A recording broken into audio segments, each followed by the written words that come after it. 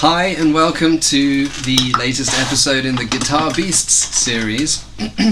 Today I am joined by Juri Member, who is, among other things, the guitarist in Beasts, as well as band leader of the Charcoal Sunset and a great friend. So, welcome, hello. Yeah, I'm very happy to be here. Yeah, it's great to have you here. It's really great. So we're in my studio in Weissensee in the east part of Berlin, and today I asked Juri to join me to show us his Telecaster, which is... Tell us a little bit about your Telecaster. Well, I just got this. They only released this guitar like last year, I think, and it's a Squier Classic Vibe Telecaster, and they brought out this 70s thinline Telecaster with wide range humbuckers, and I just thought, like, I never played one, but I always loved the design of it, and I thought, man, I really want to try this guitar, so I got one. So this is part of the Classic Vibe range that Squier have been doing for quite a while now. That's right. And they've become very sought after guitars, as I understand. You have a CV50s Telecaster? That's already? right. Yeah, that's right. I have one, and it's like a butterscotch blonde. Unfortunately, I wasn't able to bring it, but I'm so happy with that guitar. I just love to play it. I love the sound of it, and I think it's right up there with all the great Fender guitars. Right. I mean, the thing that I hear about Classic Vibe guitars is that they are hugely successful because they have a fantastic attention to detail. The quality, the finish of the guitar is really high quality, and you're not paying top of the range prices, and that's a great thing. I've played your 50s Classic Vibe Telecaster, and I also thought it was a fantastic guitar. I bought it because you recommended it to right me. Yeah, I mean, because you knew about this Classic Vibe series before I did, and so I just got it, and I never regretted it. It's just a fantastic guitar. Yeah. That's great. I mean, I don't hide my love for the Squier brand. I mean, I think that's clear. And so I think they've made some very great guitars.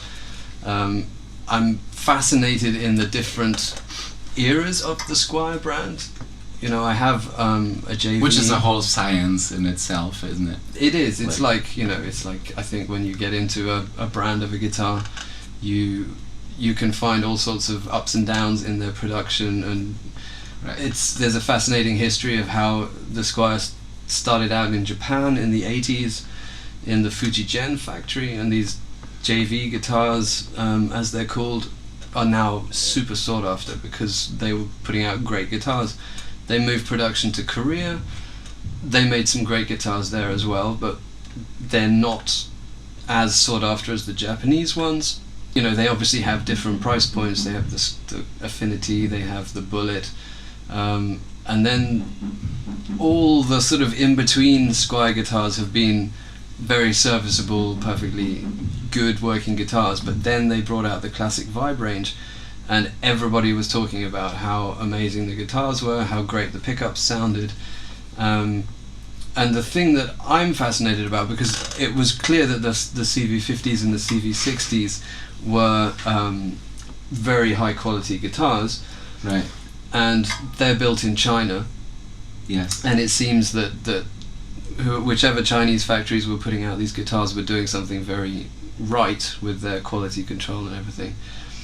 The CV70s, they've moved production to Indonesia, so I'm interested to see or hear how they compare, whether they're still as top-end guitars as the Chinese-built ones. What do you think about that? So yeah, here we are with this guitar.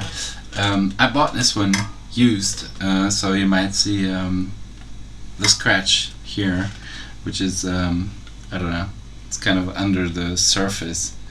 So what first caught my eye with this guitar was that there's definitely a few points that make it appear less solid maybe than the other guitar that I have.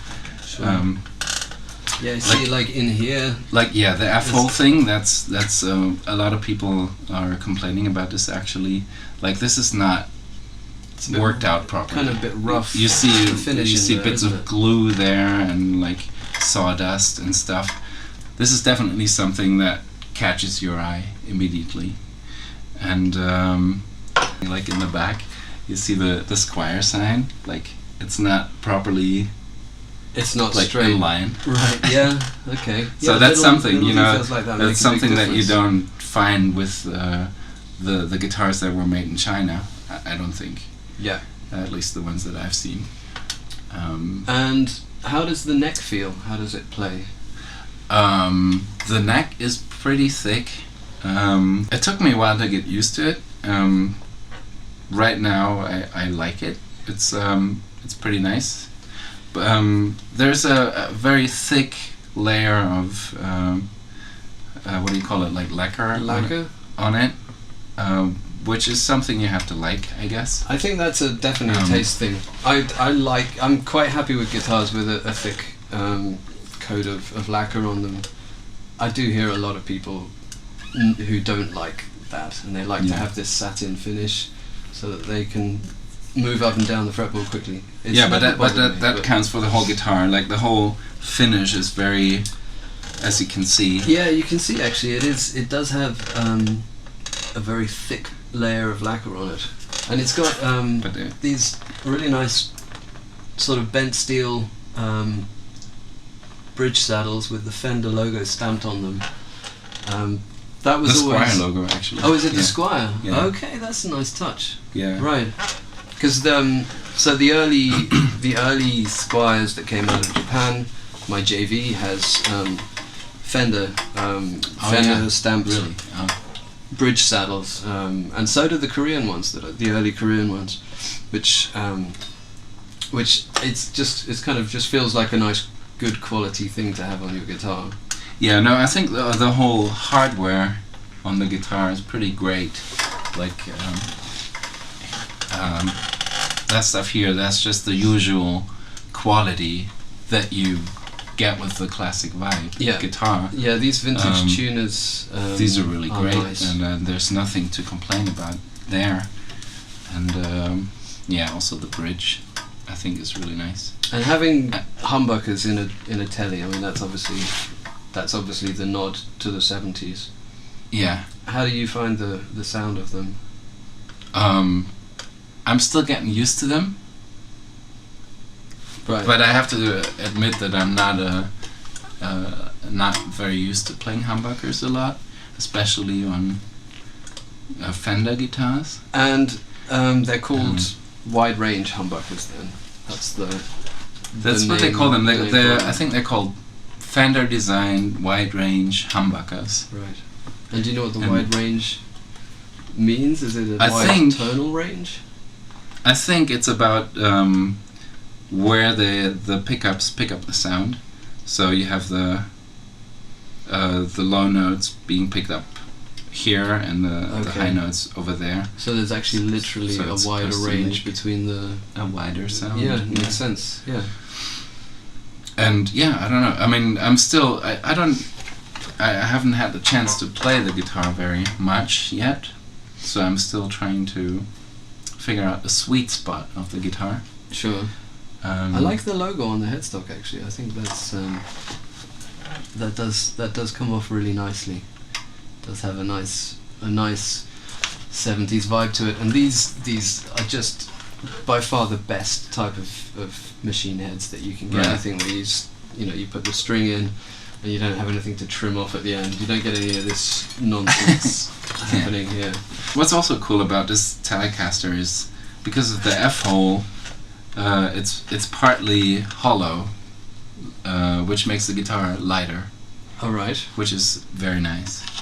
And presumably gives it a different different tone as well that adds to the sort of the I semi-acoustic feel to the I tone. suppose, yeah. Yeah, I mean, just listening to it just now, just listening to you warming up, the pickups sound like they've got a lot of meat and a lot of throat to them. Yeah, Um, they certainly do, yeah.